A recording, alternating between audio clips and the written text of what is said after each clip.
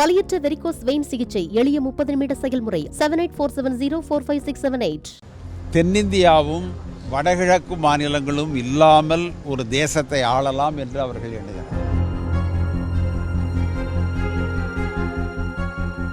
பணத்தை முழுவதும் அங்கேயே செலவிடலாம் என்கின்ற ஒரு தவறான சர்வாதிகார நோக்கம் அவர்களுக்கு இருக்கிறது.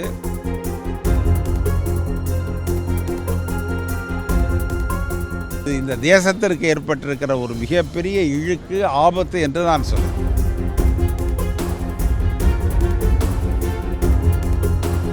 ஒட்டுமொத்தமாக அனைவரும் எதிர்ப்பு தெரிவித்திருக்காங்க.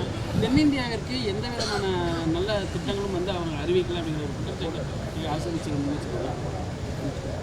நீங்கள் பாரதிய ஜனதா என்ன நினைக்கிறது என்றால், தென்னிந்தியாவும் வடகிழக்கு மாநிலங்களும் இல்லாமல் ஒரு தேசத்தை ஆளலாம் என்று அவர்கள் எண்ணுகிறார். தென்னிந்தியாவில் வலிமை வாய்ந்த 4 மாநில அரசுகள் இருக்கின்றன.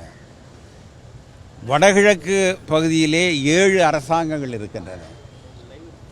இந்த 2 பகுதிகளும் இந்த 2 நிலப்பரப்பும் இல்லாமல் வட இந்தியா இந்தி பேசுகிற மாநிலங்களை மட்டுமே மையமாக வைத்து நாடாளுமன்ற தேர்தலில் வெற்றி பெறலாம், பணத்தை முழுவதும் அங்கேயே செலவிடலாம் என்கின்ற ஒரு தவறான சர்வாதிகார நோக்கம் அவர்களுக்கு இருக்கிறது.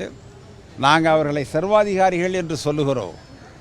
ஆர்எஸ்எஸ் ஒரு சர்வாதிகார அமைப்பு என்று சொல்லுகிறோம். நீங்கள் நம்ப மறுக்கிறீர்கள். ஆனால் இவைகளெல்லாம் அதை தெளிவாக காட்டுகின்றன. இது இந்த தேசத்திற்கு ஏற்பட்டிருக்கிற ஒரு மிகப்பெரிய இழுக்கு ஆபத்து என்று நான் சொல்லுகிறேன். அதே மாதிரி இந்த சிவகங்கை மாவட்டத்தில் அந்த தொகுதியில் கார்த்திக் சிதம்பரம் ஒதுக்கக்கூடாது அப்படின்னு அந்த மாவட்ட காங்கிரஸ் சார்பில் முடிவெடுத்திருக்கிறதாக சொன்னாங்க. அதே மாதிரி திமுக காரங்களும் காங்கிரஸ் சிவகங்கையை தொகுதி கொடுக்கக்கூடாது அப்படின்னு சொல்லியிருக்காங்க. நீங்கள் தமிழ்நாட்டில் இருக்கிற 39 தொகுதிக்கும் போய் அந்தந்த தொகுதியில் என்ன சொல்கிறாங்கன்னு கேட்டிங்கன்னா, அந்தந்த தொகுதியிலையும் 10 பேர் இந்த தொகுதி எங்களுக்கு வேணும், இந்த தொகுதியை கூட்டணிக்கு தரக்கூடாதுன்னு தான் சொல்லுவாங்க. எந்த தொகுதியில் இதை கூட்டணிக்கே கொடுத்துருங்கன்னு சொல்கிற கூட்டணி கட்சி இருக்குது? அது திமுகவாக இருந்தாலும், காங்கிரஸாக இருந்தாலும், விசிகேவாக இருந்தாலும், கம்யூனிஸ்ட் கட்சியாக இருந்தாலும் எல்லோரும் எல்லா தொகுதியையும் விரும்புவார்கள். அந்த தொகுதிகளில் இருக்கிறவர்கள் இதை எங்களுக்கே கொடுத்துருங்க, கூட்டணிக்கு கொடுக்காதீங்கன்னு சொல்லுவாங்க. அதனால் இது ஒரு பெரிய கேள்வியோ இதற்கு ஒரு பெரிய பதிலோ தேவையில்லை. இது இயல்பாக கூட்டணி கட்சிகள் தேர்தலை சந்திக்கிற பொழுது ஏற்படுகிற ஒன்று.